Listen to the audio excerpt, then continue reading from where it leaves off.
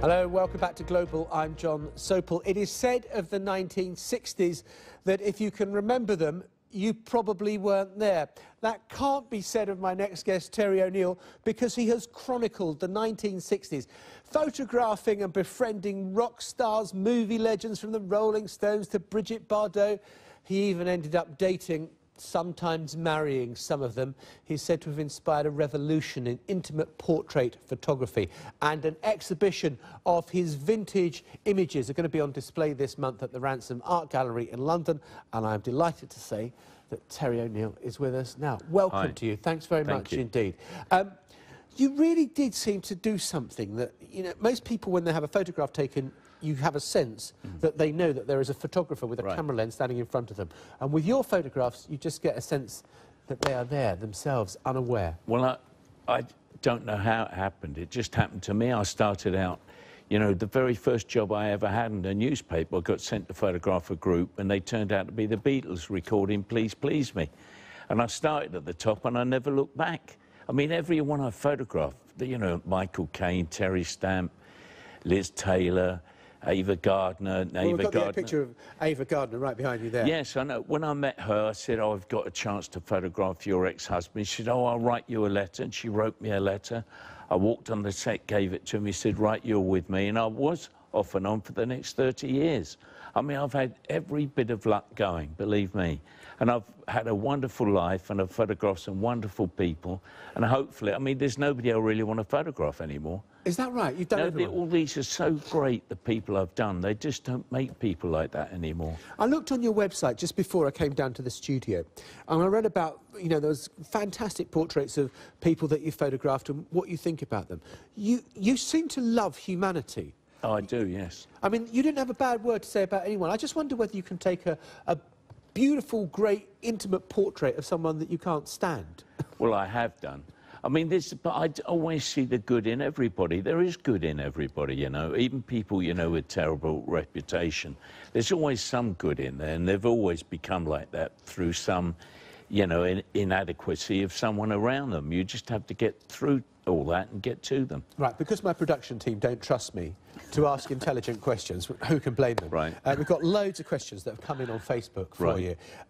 Philip from Jakarta, Indonesia. How do you get your subjects to forget they are being photographed? Which is kind of sort of where I started. Well, you know, you get to know them. And, I mean, Sinatra taught me the ultimate lesson in photography. I walked on the set, gave him this letter, and he looked at me, he said, right, you're with me. And I was with him 3 weeks, and I could go anywhere with him. And I didn't have to enter into his life. I could just go anywhere. And it's creating that respect from the person that will enable you to act like you're not there. Right. Tracy Cow from Sydney, Australia says, who was your most interesting or beautiful subject? OK, most beautiful, because... Well, I thought Ava Gardner was, in her heyday, was the most beautiful woman I'd ever seen. But there are some beautiful... I mean, Audrey Hepburn was incredible. Brigitte Bardot was incredible. I mean, they were all great, and the man that always stays in my mind most, who I was his 90th birthday present, I was his photographer for the week when he had his 90th birthday here, was Nelson Mandela, who I was in tears when he left. He was such a great man. And he met the whole, you know, Bill Clinton came over, Oprah Winfrey, the whole world came over to see him. And he was a wonderful, wonderful man. I think the next one from Babs Aliyah, which is in London, was who was your favourite to photograph and who would you still like to photograph? Well, you've answered the who would you still like to photograph? Nobody. Right, no, but, well, I did go and do Pelé a couple of months ago for his management, because he's going to be the face of the World Cup next year.